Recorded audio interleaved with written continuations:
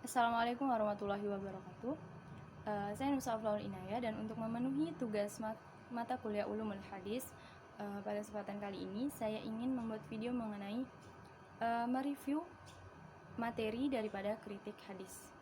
Langsung saja, yakni hadis pertama, hadis qudsi dari Abu Sa'id Al-Khudri, yang mana artinya, "Wahai Musa, seandainya 7 lapis bumi digabungkan dengan 7 lapis langit dengan seluruh semestanya dan diletakkan di sebelah timbangan kalimat La ilaha illallah, niscaya kalimat itu lebih berat, melebihi semua itu." Dalam berbagai literatur yang berisi hadis-hadis Nabi, hadis di atas dapat dijumpai pada riwayat Al-Nasa'i dalam Sunan Al-Kubra, Al-Baihaqi dalam Al-Asma' wal As-Sifat, Ibnu Hibban dalam Sahihnya, Al-Hakim dalam Al-Mustadrak, dan lain sebagainya. Kesemuanya ini melalui jalur seorang perawi hadis yang bernama Abdullah bin Al-As'am, atau dikenal juga dengan julukan Darraj. Para pakar hadis seperti Abu Bishr Al-Daulabi, Abu Ja'far Al-Uqaili, Abu Hatim Al-Razi, Ahmad bin Hambal, Al-Nasa'i, Al-Daruqutni, Abu Dawud, dan lain sebagainya ini tegas menyebutnya bermasalah, mungkar, atau lemah.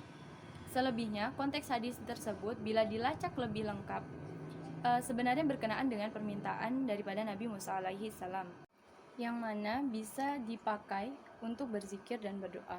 Kemudian Allah pun memerintahkannya untuk membaca kalimat La ilaha illallah, dan juga menjelaskan bahwa seandainya kalimat itu ditimbang dengan 7 lapis bumi dan langit dengan seluruh isinya, pasti lebih berat daripada kalimat tauhid. Jadi hadis tersebut berkaitan dengan zikir dan doa. Selain itu, yang tidak kalah penting dan perlu digarisbawahi adalah hadis tersebut hanya berisi tentang kalimat tauhid, yakni La ilaha illallah, tidak ada yang lain, dan juga tidak ada tambahan kalimat Muhammadar Rasulullah, dan tidak seperti yang dikesankan dalam gambar yang di atas. Yang pasti gambar itu lebih mirip. Selanjutnya yakni hadis riwayat Muslim dan Ahmad, yang mana artinya Rasulullah SAW bersabda, "Sebaik-baik umatku adalah masyarakat yang aku diutus di tengah mereka, para sahabat, kemudian generasi setelahnya. Kemudian datang kaum yang suka menggemukkan badan, mereka bersaksi sebelum diminta bersaksi." Dari hadis ini,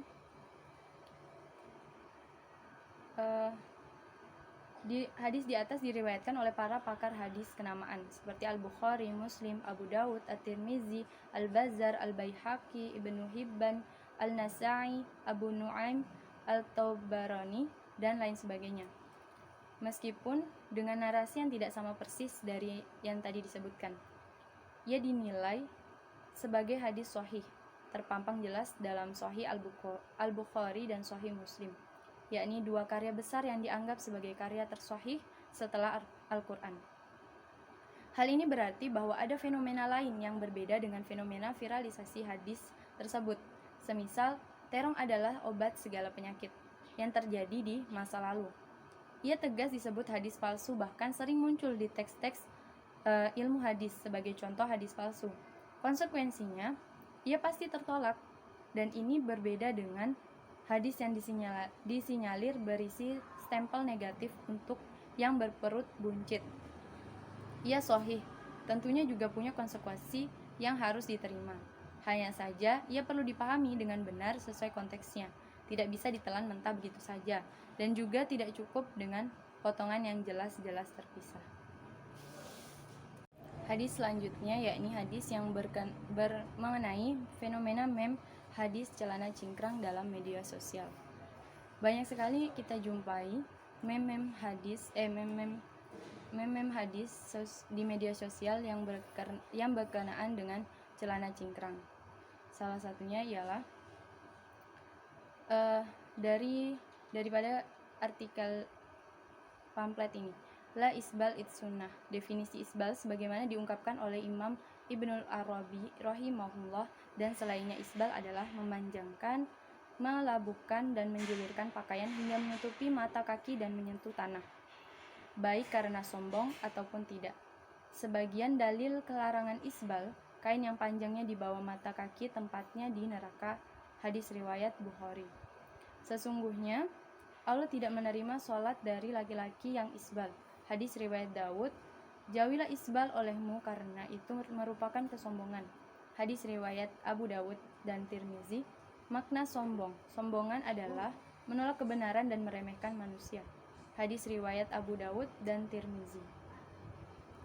Kemudian sebagai ungkapan penutup mem dari hadis di atas yang sudah disebutkan tadi, diberi penegasan apa yang membuatmu khawatir dari sekadar cibiran radikal, teroris, dan sebagainya. Jika bercelana cingkrang justru menghindarkanmu dari siksa neraka, mendapat pahala, serta terlihat lebih fashionable. Hadis selanjutnya yakni hadis tentang asabiyah yang diriwayatkan melalui Jubair ibnu Mut'im, salah seorang sahabat Nabi yang dalam konteks studi hadis tidak akan dipersoalkan. Nah, seorang sahabat ini oleh para ulama hadis diyakini sebagai pribadi adil dan jujur dalam meriwayatkan hadis. Namun, hal yang sama tidak dapat diberlakukan pada perawi setelah Jubair, yakni Muhammad ibnu Abdul Ar-Rahman Al-Makki, Sa'id ibnu Abi Ayyub, Abnu Allah ibnu Wahab, Abu Thahir, dan sampai kepada Abu Dawud. Tetapi sosok Muhammad ibnu Abdul Ar-Rahman Al-Makki ini banyak mendapatkan penilaian negatif dari para ahli hadis. Al-Daruqutni menyebutnya sebagai perawi hadis yang lemah. Ibnu Hajar Al-Asqalani menilai Ibnu Abi Labibah sebagai perawi hadis yang lemah dan banyak melakukan irsal. Dan juga dari beberapa penilaian negatif yang disematkan pada Muhammad ibnu Abdul Ar-Rahman Al-Makki ini atau Muhammad ibnu Abdul Ar-Rahman ibnu Abi Labibah ini, hanya Ibnu Hibban yang memasukkan namanya dalam jajaran para perawi hadis terpercaya. Di saat yang sama juga, menurut ulama hadis, Ibnu Hibban ini dikenal sebagai kritikus hadis yang terlalu longgar dalam memberikan penilaian terhadap seorang perawi. Dan konsekuensinya, hadis ini tetap dianggap bermasalah. Hadis yang terakhir yakni berkenaan dengan hadis larangan perempuan berpergian tanpa mahram. Hadis Nabi yang berbicara tentang hal ini merupakan hadis yang banyak dikenal di kalangan sahabat. Namun perlu ditegaskan bahwa dalam hadis-hadis tersebut secara umum tidak hanya menekankan keberadaan mahram, melainkan juga mempertimbangkan persoalan radius, jarak, atau waktu tempuh perjalanannya.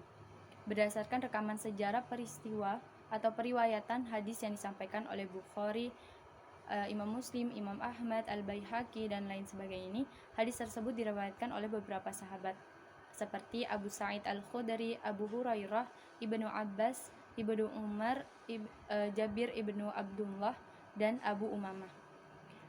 Banyaknya sebaran hadis tentang larangan perempuan melakukan perjalanan jika tanpa mahram di kalangan sahabat mengindikasikan bahwa hal tersebut relatif familiar. Nama-nama sahabat yang sudah disebutkan juga merupakan sahabat-sahabat terkenal yang mana memiliki banyak murid atau generasi tabi'in. Masing-masing murid menyampaikan hadis tersebut pada murid berikutnya atau murid tabi'in hingga sampai pada para penghimpun hadis. Dan di satu sisi, secara sanad, hadis ini bisa saling menguatkan.